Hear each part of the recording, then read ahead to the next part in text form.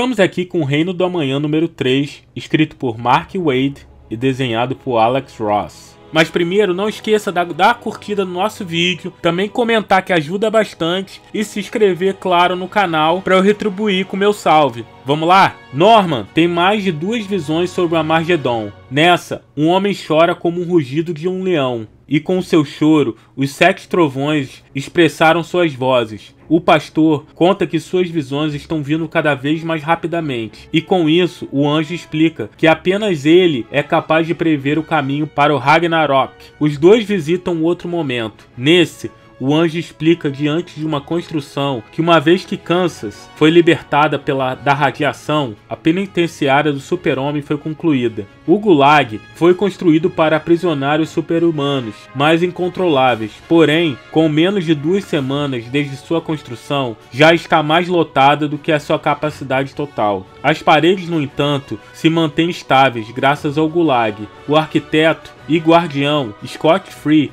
é um mestre das armadilhas. Sob seu comando, os protetores estão sempre vigilantes sobre os que querem guerra e os arrependidos, que permanecem lá para aprender. No centro da prisão, um holograma do super-homem é transmitido. Ele explica para os meta-humanos presos que existe uma clara diferença entre o mal e o bem. No entanto, os presentes se sentem ofendidos por estarem presos contra sua vontade e serem acusados de serem vilões. Revoltado, um deles diz que o mundo havia mudado e ataca um dos transmissores do holograma. De repente, um dos guardiões surge dizendo que sentia muito pelo que eles estavam se sentindo. Em um tom irônico, menciona que deveria ser por isso que um deles abriu fogo no meio de uma multidão humana, e que Von Beck concordaria, pois estava preso por matar oponentes que já haviam se rendido. Von Beck, irritado, vai em sua direção ao ataque, mas é atingido. O herói então sai dizendo que havia muito a se aprender. Em outro local, Luthor e Capitão Marvel observam de dentro da prisão através de um infiltrado. O lado do Capitão está em guerra e continua um mistério, até mesmo para o mago que chamou o trovão por ele. O anjo diz que o mago implora por entendimento para seu irmão, Lordes da Galáxia, que são de todo o poder cósmico. O tal mago, diante de seus irmãos, implora, explicando o capitão com seu próprio filho que estava perdido. Seus irmãos, no entanto, dizem que seus conselhos aos terráqueos apenas os levaram ao desastre, e que os humanos não eram uma responsabilidade sendo insignificantes. Norma assistia a cena. Quando ele se vira apenas para dar a cara com o esqueleto, ele se diz chamar Boston. Ele explica a Norma não ser dono do vácuo, apenas gostaria de viajar de tempos em tempos em planos etéreos. Norma conversa com o esqueleto, explicando que em sua igreja pregava que Deus era uma força com muitos nomes, que os motivava a dominar o seu próprio destino. Por fim, pergunta a Boston se o espectro que o guiava era verdadeiramente um anjo. Boston afirma que sim, contando que o anjo costumava ser um policial chamado Joe, mas foi escolhido para ser um espírito vingador e começou a perder o seu lado humano. Há muito tempo ele teria sido um super-herói, mas agora Boston conta não ter certeza do que lado o anjo ficaria. Depois da conversa, o esqueleto parte. Fora de seu palácio, Super-Homem e Mulher Maravilha conversam sobre histórias do passado. Quando Clark pergunta sobre o que aconteceu com Diana em relação às Amazonas, ela explica que sua missão era espalhar a mensagem de paz e ordem. Porém, o mundo continuou o mesmo, e com isso ela perdeu a sua realeza e a sua esperança. Mulher Maravilha conta que as Amazonas acreditavam em paz através da força, e menciona que Clark disse uma vez que eram guerreiros e tinham a obrigação de travar combates. Mas Super-Homem conta e argumenta, dizendo que com seus poderes eles tinham a obrigação de manter a paz. E só um tolo sucumbiria à brutalidade. E ele sai e voa pela galáxia. Em outro local, Luthor faz o Capitão Marvel assistir uma cena de matança. Lex diz que os super-humanos podem fazer tudo o que desejam, como por exemplo, transformar o mundo em um lugar bem feio. No entanto, o Capitão ficaria ali onde Luthor ordenou que ficasse. Luthor conta sobre Sylvana, enquanto ele coloca um verme no ouvido do Capitão. O herói tenta se transformar, dizendo Shazam, porém não consegue terminar a frase. Com isso, Luthor diz que ainda tem um trabalho muito especial para o herói. Luthor segue e encontra o Batman, que se encontra bravo, pois o vilão adicionou turnos triplos sem questionar primeiro. Luthor diz que com a quantidade, eles eliminariam a Liga da Justiça, mas Batman diz que o objetivo é a ordem mundial e não a dominação global, e que Luthor não devia desafiá-lo. Se dirigindo à sala de reuniões, Bruce diz se livrar da Liga era necessário, pois a humanidade não deveria se curvar diante de meta-humanos. Assim que Super-Homem e seus aliados forem eliminados, a frente da libertação da humanidade tomaria o poder. E com os Bat-robôs mantendo a paz, as regras da civilização voltará aos humanos. Bruce e Luthor, então, se sentam à mesa, quando Oliver Queen pergunta se eles simplesmente não podiam lançar uma bomba no herói. Lex responde que Super-Homem se tornou imune a elas com seu tempo na Terra e pergunta se os jogadores de Bruce poderiam assumir a linha de frente se necessário. Batman diz que estariam em seus lugares e mesmo não tendo a mesma quantidade quanto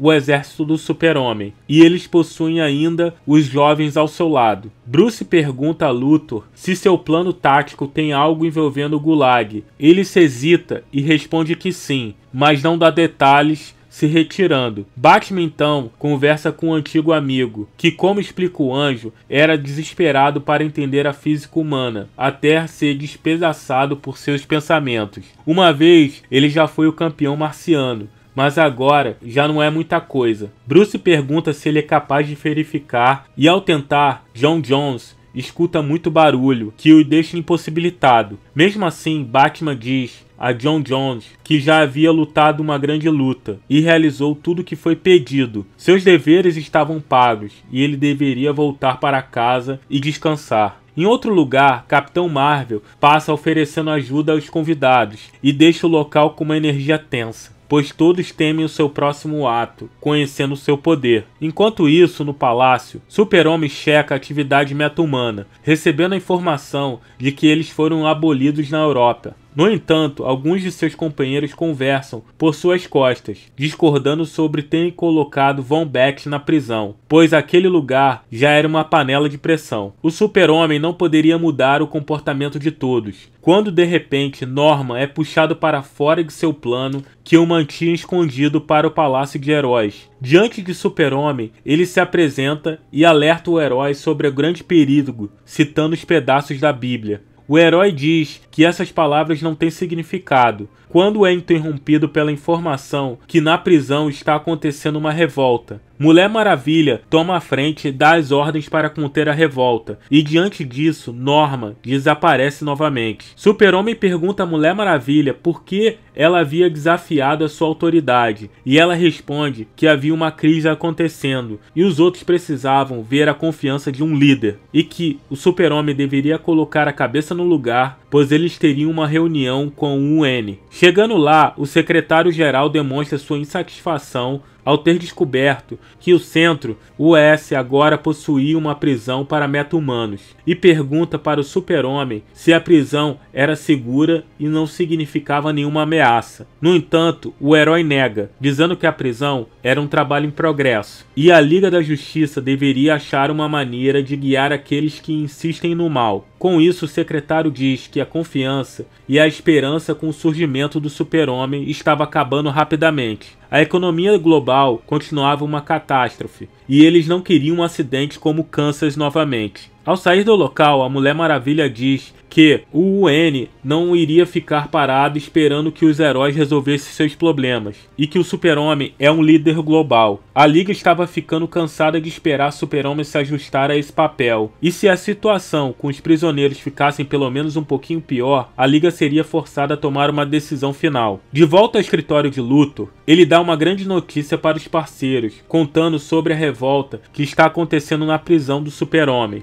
e que diante disso, ele havia salvado alguém para a tarefa de destruir e de libertar os revoltados, causando uma guerra que traria eles a vitória. Capitão Marvel se mostra relutante sobre fazer tal coisa, quando de repente Bruce o acerta com um soco. O herói cai no chão, Batman o cumprimenta, o chamando pelo seu nome, Billy Batson. Bruce diz que suspeitava disso há algum tempo, e a prova telepática de John Jones confirmou, pois a dupla identidade do Capitão Marvel estava causando um conflito mental. Todos esses anos, enquanto Baxton crescia, Luthor o submeteu a psicoses. Batman revela que seu único objetivo, se aliando com Luthor, foi descobrir sua conexão com o Capitão Marvel. Ele dá o sinal aos seus companheiros heróis que capturam um dos envolvidos enquanto Luthor foge. No entanto, a fuga é em vão, pois ele rapidamente é cercado pelo exército de robô programado por Batman. Billy escapa de Batman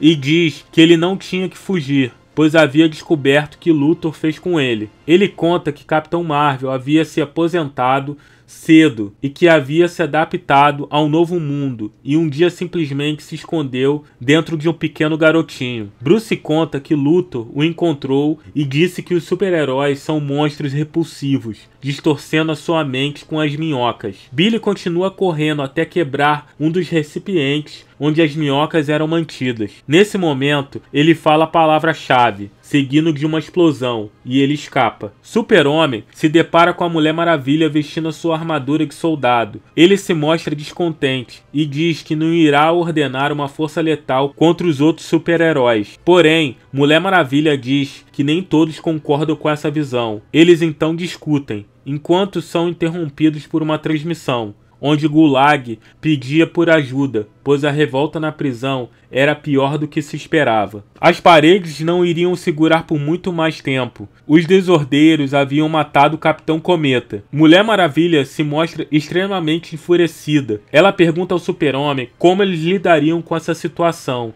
Ele diz não saber como. Ela novamente toma a frente, dizendo saber. A Liga confrontaria os prisioneiros até se renderem, e se eles se recusassem, seria guerra. Clark então diz que não poderia haver uma guerra sem que pessoas morressem. A Mulher Maravilha então o beija e segue depois para sua batalha, deixando o Super-Homem sozinho no palácio. Em questão de segundos, ele viaja de volta para a Terra e surge com um raio na Batcaverna. Bravo, ele diz precisar de sua ajuda a Bruce e diz que Batman não estava acima de todos os problemas, pois eles estavam em uma corrida para o fim do mundo. Batman então percebe que a prisão estava pronta para explodir e é informado que enquanto conversa, Mulher Maravilha e a Liga da Justiça estavam atrás das paredes, pronto para matar tudo que viesse em sua direção. Super-Homem diz que uma coisa eles tinham em comum, que era o fato que nenhum dos dois queriam ver ninguém morrendo,